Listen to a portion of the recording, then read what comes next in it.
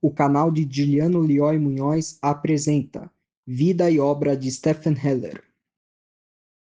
Oi, gente, tudo bem com vocês? Hoje irei celebrar o aniversário de um dos maiores compositores do período romântico que já teve na história e que é essencial para o desenvolvimento da performance pianística em geral. Irei falar de Stephen Heller, que nasceu no dia 15 de maio de 1813 e faleceu no dia 14 de janeiro de 1888. E começo este vídeo com a sua biografia. Ele nasceu na cidade de Pest, na Hungria. Vou fazer um adendo. Muitos já devem conhecer a capital da Hungria, que é Budapeste. Pois bem, antigamente, esta cidade era dividida em duas, Buda e Peste. Somente em 1873 que essas duas cidades se unificaram. Heller inicialmente queria seguir a área da advocacia, da parte jurídica. Porém, repensou várias vezes e decidiu ser músico. Por quê? Porque desde criança se demonstrou como uma criança prodígio. Tocava concertos de 2 pianos junto com o seu professor de sua época e os resultados eram positivos, visto que ele recebeu muito incentivo da sua família e também de pessoas desconhecidas e investiu bastante para a performance pianística dele, visto que desde criança ele se mudou para Viena para estudar com um grande professor de piano, que já tem um vídeo aqui no meu canal, que se chama Carl Czerny. O problema é o seguinte, Czerny era o maior professor de piano da sua época, por isso suas aulas particulares eram muito caras. Então, Heller não conseguiu arcar financeiramente com essas aulas, com esses cursos, ou melhor, com esses custos. E aí, decidiu largar um pouquinho o Czerny para ter aula com o professor Anton Halm. O que acontece? Depois destas aulas, com o seu nível técnico muito bem desenvolvido e performance pianística também, ele fez turnês em vários países da Europa, como a Alemanha, Polônia e Hungria. Porém, em 1830, após um inverno rigoroso, ele ficou doente, o que ele fez romper com estas turnês. Ou seja, parar e decidir compor músicas. Suas composições eram muito ricas, que chamaram a atenção de um dos maiores críticos musicais de sua época, um grande compositor também, que é o Robert Schumann. Schumann viu as peças de Heller, ficou fascinado, insistiu para Heller continuar a compor.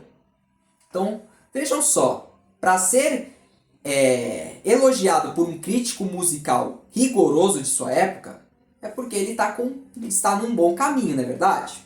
Pois bem, aí tem uma parte muito importante da sua vida, aos 25 anos de idade, quando se mudou para Paris, na França, onde viveu até sua morte.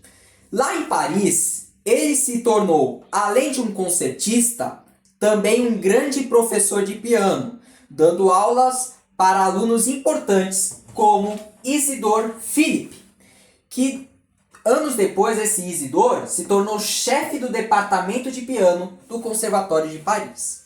Então vejam a importância do Heller. E também ele fez muitas amizades de compositores importantes, como Berlioz, Liszt e Chopin. Visto que tem um opus dele, que eu vou passar na tela qual é o número dele, em que ele fez 21 estudos baseados em Chopin, nas técnicas de Chopin, não só nos estudos, nos noturnos também, nas mazurcas e tal. Então, uma bela homenagem de Heller a Chopin. Uma boa curiosidade para vocês. E é claro que no final de sua vida, ele retornou um pouquinho a visitar outros países, fazendo recitais, como na Inglaterra, que ganhou muito reconhecimento, visto que ele foi uma pessoa alvo de um artigo musical de sua época. E ele viveu assim até 1888, no seu falecimento.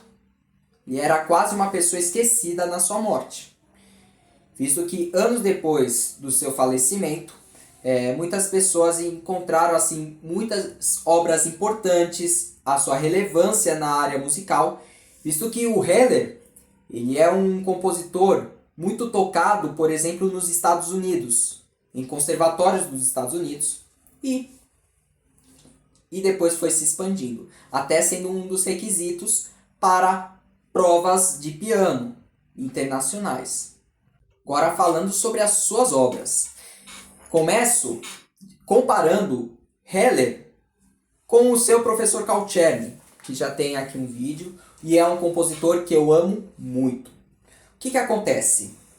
Muitos já conhecem Czerny como um compositor que se preocupa muito com agilidade, com destreza e também técnica, muita técnica. Então você pode pegar o 299, a Escola da Velocidade, é cheio de notas seguidas, quase não tem pausa, tem indicações de metrônomo muito altas, mesmo que faz música, mas eles são muito técnicas. Claro, não estou generalizando, porque o Czerny tem 861 publicações, e é claro, o que eu tinha esquecido de dizer no vídeo, que ele tem muita obra que não foi publicada. Pode ser mais de 4.000 obras. Então, existem muitas peças de Czerny que envolvem expressão, mas muitos alunos conhecem Czerny por causa de técnica, infelizmente. Mas o Heller é muito pelo contrário.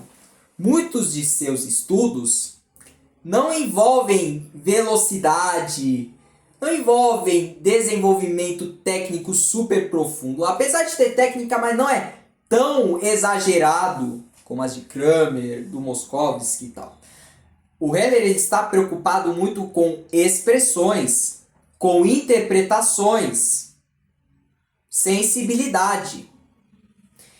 Então, alguns de seus estudos têm título, que é claro que inicialmente não foram dados por ele, foi por algum autor, mas essas composições são tão ricas que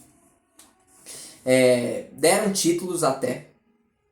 E olha só, e pelo que eu lembro, foram quase um pouquinho mais, aproximadamente, 150 opus publicados por ele. E eu vou citar um deles. O primeiro mais fácil é o opus 125, 24 estudos de expressão e ritmo. Então, ou seja, eu até analisei no YouTube esses vídeos, não envolvem técnicas muito avançadas, são para iniciantes, mas que valem muito a pena para você desenvolver sua interpretação e tal. Além de Schumann e Tchaikovsky, Heller também tem seu álbum para a juventude, o Opus 138. Claro, a técnica avança um pouquinho, mas foca muito na parte da interpretação e expressão. Aí existe 3 opus famosos, números seguidos, consecutivos. Temos o opus 45, 46 e 47. Eu vou ranquear por nível de dificuldade, do mais fácil para o mais difícil. Na minha opinião, o mais fácil é o opus 47, que eu peguei uma peça deste opus para tocar para vocês e analisar esta música. O que acontece? São estudos, de novo, de interpretação, mas existe um pouquinho de técnica dentro dela. Tudo bem? Temos o Opus 45, que fala a introdução à arte do fraseado. Ou seja, são exercícios contextualizados, interpretativos. Fiz, por exemplo, que tem uma das músicas, o Avalanche, que é o mais famoso dele, o Riacho, tem, por exemplo, a Pequena Valsa. Esses estudos são maravilhosos, vale muito a pena para você tocar. Gosto bastante. Existe exigência técnica, mas são exercícios tranquilos e gostosos para você tocar. Mas agora o mais difícil é o Opus 46, apesar de expressão, mas ele é um pouquinho mais técnico, tá? Então, existem exigências técnicas, mas vale muito a pena. São 30 estudos para o Opus 46, então são muitos. E é claro que, não exagerando tanto nos estudos, também existem seus prelúdios, 24 prelúdios, não tem fugas. É que nem o Opus 28 de Chopin. Uma música para cada tonalidade. E assim, e a exigência técnica de Heller em relação ao Chopin é menor para os seus prelúdios, tá? Não quer dizer que são fáceis, não são médios, mas não exige tanto. Tudo bem? Então, seguinte, é claro que Heller, Czerny, Kramer são ótimos compositores. Mas é o seguinte, para Czerny, o Czerny é utilizado para agilidade, para desenvolvimento técnico profundo. Mesma coisa para Kramer. O Kramer, ele tem um pouquinho de interpretação, mas ele é muito técnico também. E Moszkowski é pior ainda, muito técnico. Mas, seguem o Heller. Estudem Stephen Heller, porque precisa desenvolver o seu lado artístico. Muitos desses vídeos eu foquei muito em técnica, demonstrei velocidade, demonstrei técnica avançada, virtuosidade. Agora, neste vídeo, vai ser ao contrário. Agora, eu vou demonstrar para vocês expressões, porque ser pianista tem que envolver várias coisas complexas. Não só técnica, não é só velocidade. Tem que se desenvolver o seu lado poético, o seu lado artístico. A música é uma frase, é um meio de comunicação. Então tem que estar claro para quem está ouvindo, para o seu ouvinte. Tudo bem? Então agora vamos com as suas peças. Vou fazer uma análise e depois faço uma execução dessas peças aí. O primeiro estudo é o Opus 47, número 2, um estudo de melodia. O que acontece? O acompanhamento na mão esquerda é arpejado, tudo bem? Só que com nota estranha, entre aspas. A nota estranha, por exemplo, é um arpejo de Dó maior. E ele coloca um Lá. Seu grau seguinte. E aí depois ele vai para o seu Sol com a nota estranha, né?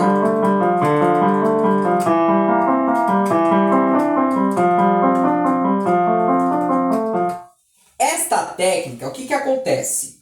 Você tem que deixar muito em evidente a nota mais grave, que é o que dá a sustentação da música. Esse arpejo é um enfeite, então fica assim. Dó, dó. O arpejo é quase nada. Isso fica mais lindo. O mais curioso desta peça de Heller é que é muito parecida com o Opus 636, número 1, de Carl Czerny. Um estudo que é mais ou menos assim.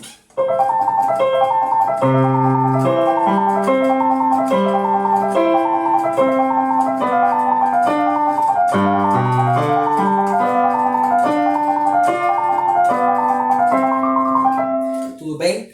A diferença é que são estudos inversos. Por enquanto que o Czerny faz esses arpejos na mão direita, claro, com muita diferença porque são fusas e fazem uns trinados nas notas mais fracas, dos dedos mais fracos. No caso do Heller, faz com a mão direita, não, com a mão esquerda na verdade, e ele é 3/8. Então se encaixa em 3 tempos. 1, 2, 3, 1, 2, 3. E é claro que não exige muita técnica quanto ao Czerny, que exige vários movimentos de dedos fracos. O Heller não, ele não se preocupa com isso. Então veja a diferença entre esses dois compositores. E aí na parte do canto é importante o seguinte. Eu sei que muita gente detesta cantar, como eu odeio cantar. Mas para você tornar a música bonita, a mão direita executar uma melodia linda, você precisa cantar ao mesmo tempo que você está tocando piano. Então, como por exemplo.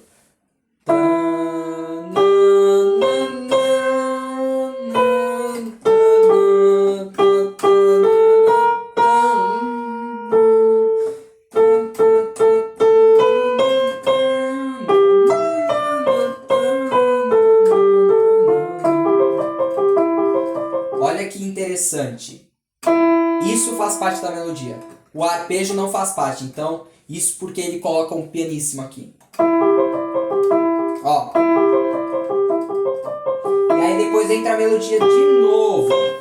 Então, importante você cantar ao mesmo tempo que você está tocando a melodia, tá? Isso vai deixar muito claro quais notas você tem que tocar forte, quais notas você precisa tocar fraco. Não é você ficar decidindo, porque aí a coisa não vai fazer sentido, tá? Agora, fazendo uma análise desta música, então, falei como estudar. Agora, fazendo uma análise desta música, apenas com acordes, não vou fazer arpejado. Então, temos aqui um arpejo, vai para a sua quinta, agora ele vai modular para o Fá maior.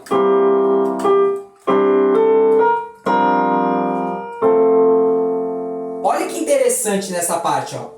Tem a sua dominante do Fá maior, tem a sua dominante do Fá maior, depois vem a normal. E o que acontece?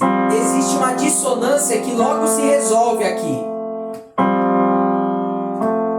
Isso eu acho rico. Aí depois ele vai modular para o Dó novamente, com o seu acorde diminuto. E aí depois vai Dó, e aí faz cadência. E aí ele repete o tema de novo.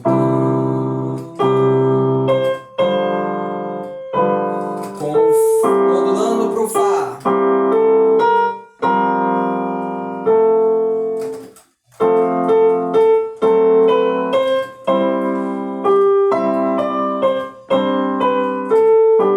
Que aí depois ele vai para o outro acompanhamento. Que agora é desenvolvimento essa parte. Agora vem magias, né?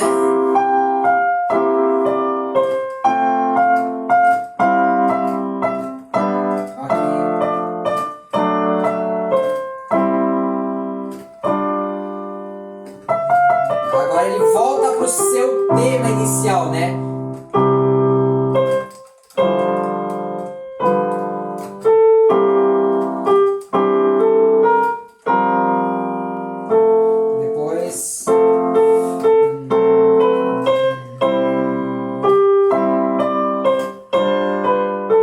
Agora ele vai insistir no seu tema ainda, com uma appoggiatura para deixar mais elegante.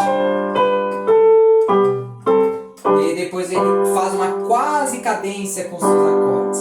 Agora vem sua coda, seu encerramento, com o seu arpejo, melodia arpejada.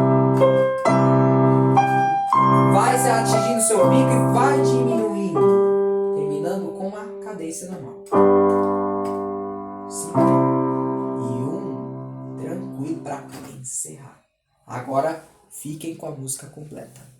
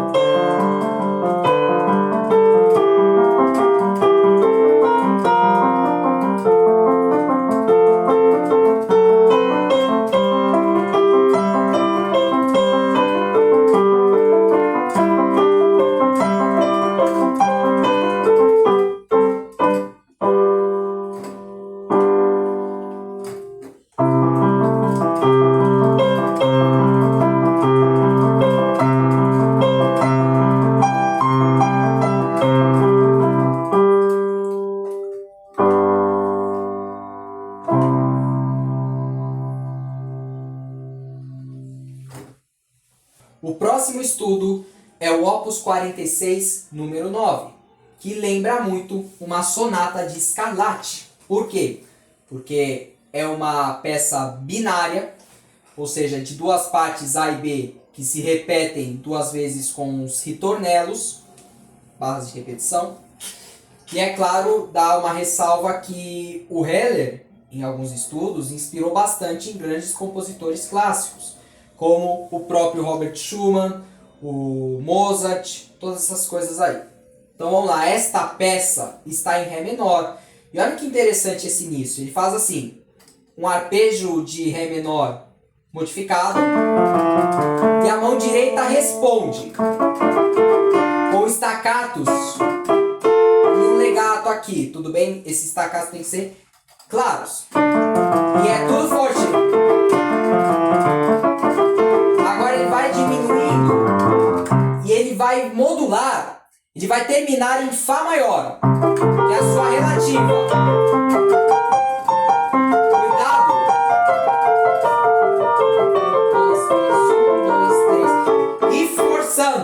Aí depois ele vai diminuindo com staccatos pianíssimos. Aí ele vai crescendo para mezzo forte. Agora vem vivo. Interessante. Uma coisa muito rara no repertório musical é o seguinte: 95% das peças exigem um andamento igual para todos os compassos. Você não pode ficar acelerando nem retardando. Ou seja, tem que ser igual. Essa peça, ele pede algo diferente. No final de cada seção, da seção A e seção B, ele coloca um vivo. Ou seja, tem que ter um andamento um pouquinho maior. Tem que ser um pouquinho mais rápido para finalizar. E é forte, né? Claro que uma dica para você poder estudar esse estudo é não se preocupar com velocidade, que não é tão rápido. Você tem que se preocupar com as dinâmicas, você tem que ficar atento se é forte, se é piano, você tem que ficar atento com os legatos e staccatos. Os staccatos precisam ser muito claros. E, por exemplo, nesta parte, tem isso. Ó, forte. Tá percebendo que a mão esquerda, ele faz totalmente legato. No caso da mão direita, é staccato. Então tem que tomar muito cuidado. Você tem que ter essa independência entre as mãos. Então busque isso. E aí vem uma parte que você não pode confundir o ouvinte. Tem que deixar evidente a pulsação rítmica. Ó, então. 1, 2, 3, 1, 2, 3. Agora. 1, 2, 3, 1, 2, 3, 1, 2, 3, 1, 2, 3, 1, 2, 3. Interessante que vai descrescendo. Por exemplo, onde está? Aqui, ó. 1, 2, 3, 1, 2, 3. Vai diminuindo. Agora reforçando. Tem que ser igual.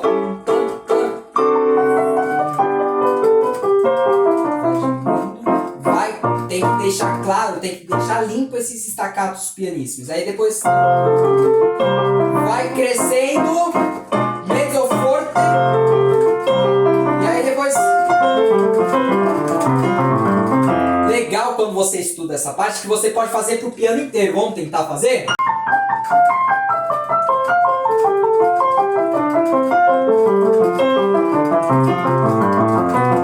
Opa!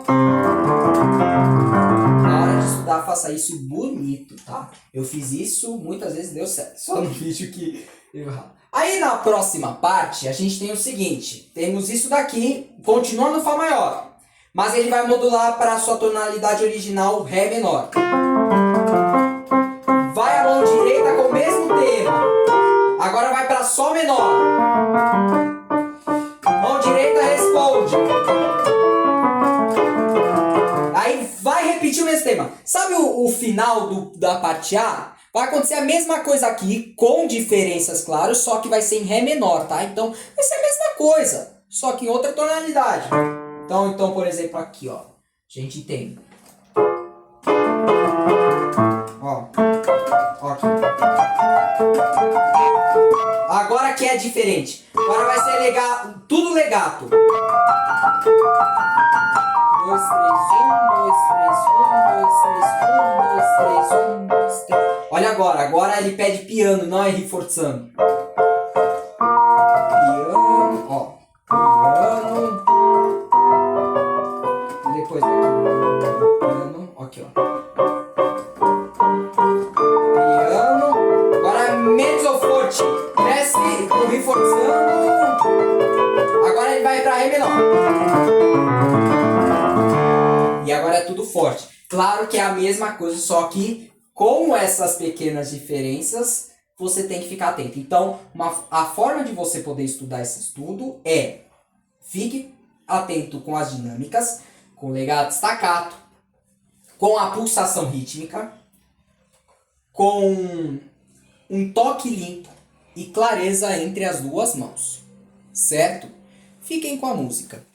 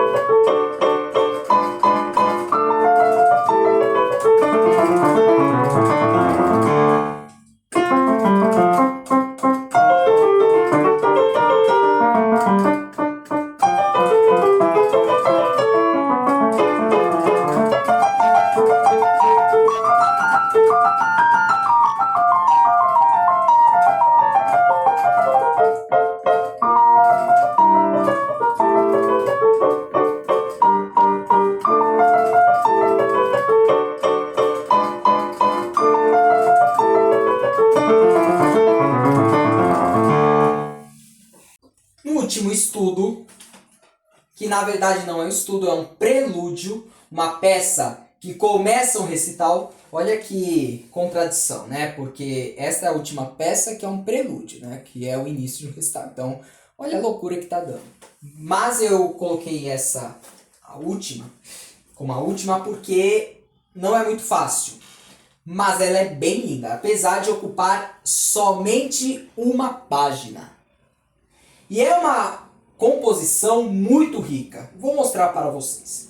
Então ele começa com o seu tema A, né, um primeiro tema, que vai repetir 2 vezes, com a escala, que o título da peça indica que a gente precisa tocar com leveza. Certo? Então as escalas tem que ser leves. Então faz escala, acentue a última nota, né, que é a primeira dos compassos pares.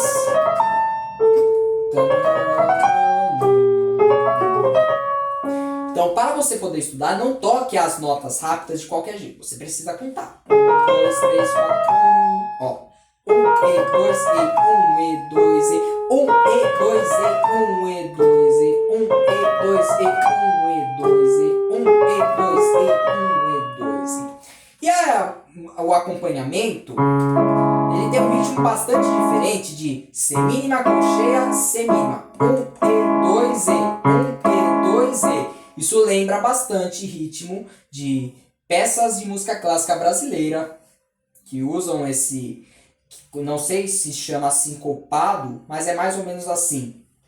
Ritmo sincopado. 1, 2, 3, 4. 1, 2, 3, 4. Ó, interessante que ele começa de Dó sustenido menor e depois vai para Lá, né? E aí depois ele vai baixo em Lá, cadência normal. Ele faz esse intervalo porque para encaixar com a mão direita, tudo bem? Nesta segunda parte é meio difícil, por quê? Porque agora acontece o inverso, a mão esquerda precisa cantar. Neste caso a gente tem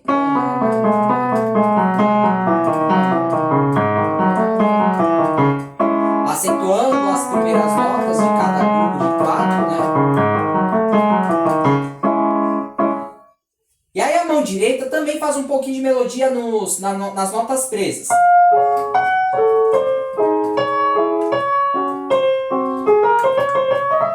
E aí quando eu tentar juntar é meio difícil. A mão esquerda tem que ser a principal. Então, ó.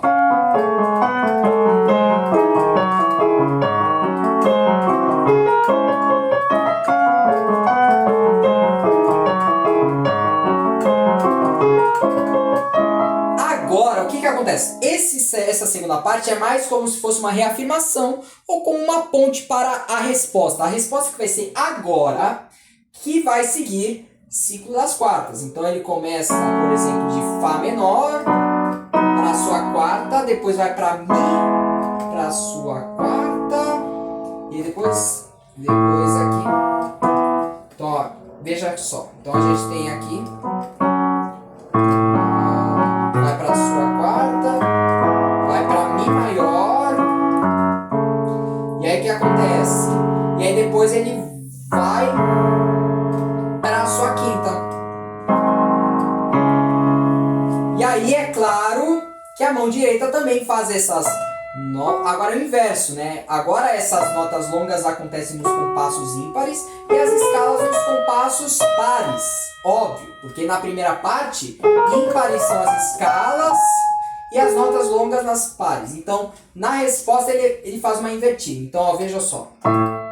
Em relação ao uso do pedal, a gente tem primeiro pedal,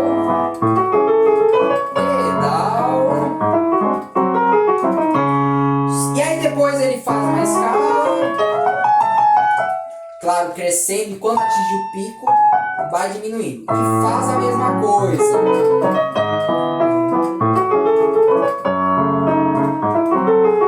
Agora vem uma parte que chama muito minha atenção. Ela é bem linda, bem construída, para vocês verem como que Heller é um gênio. Veja só. Aí vem isso daqui.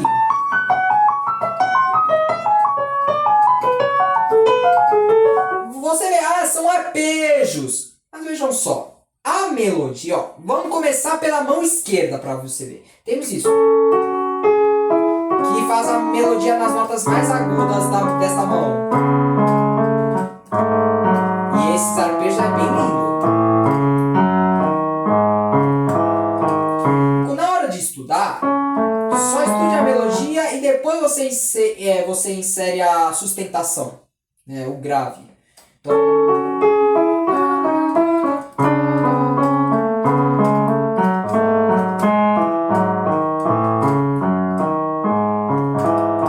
olha a mão direita, o que vai fazer?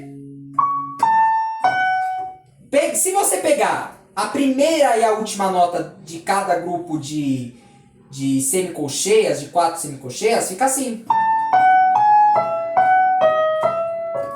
É a mesma melodia, só que o ritmo é diferente. Agora vai ser assim.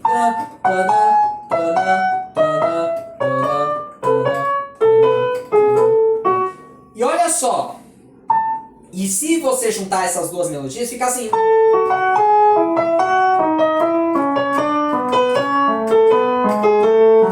Isso eu acho incrível. E essas duas notas intermediárias desse grupo de 4 semicolcheias na mão direita são enfeites, né? Ó.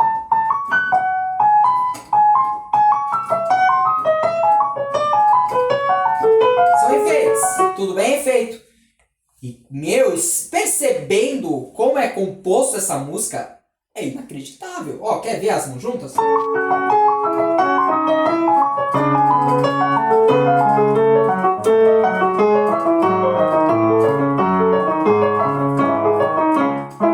Depois ele vai finalizar com o Dó sustenido menor, alternando de Dó sustenido menor para Ré maior.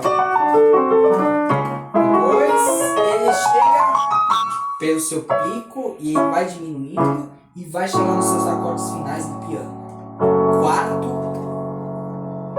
e primeiro. Então assim, é uma música linda, não é muito fácil para você poder estudar, mas vale muito a pena. Isso já foi exigido alguns anos atrás em algum concurso musical para uma banca examinadora. Não lembro qual é o nome, mas eu sei que fica na Inglaterra. Selecionaram esse estudo aí. Agora fiquem com a peça.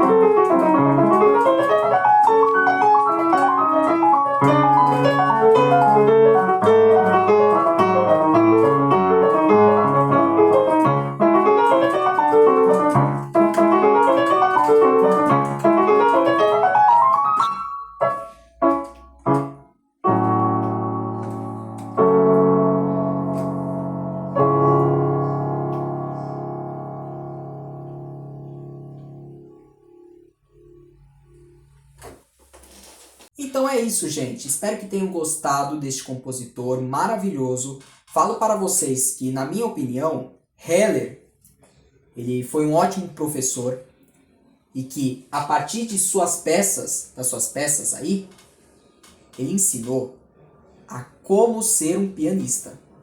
Porque pianista não envolve só virtuosidade, técnica. Pianista envolve o próprio ser humano, é o natural. O Heller nos ensinou a como se expressar, nos ensinou a como tocar bonito para encantar o ouvinte. Então, parabéns, Heller. Mesmo que você está falecido aqui na Terra, mas o seu espírito está em nós. E muito obrigado, Heller. E a você que assistiu o vídeo. Muito obrigado.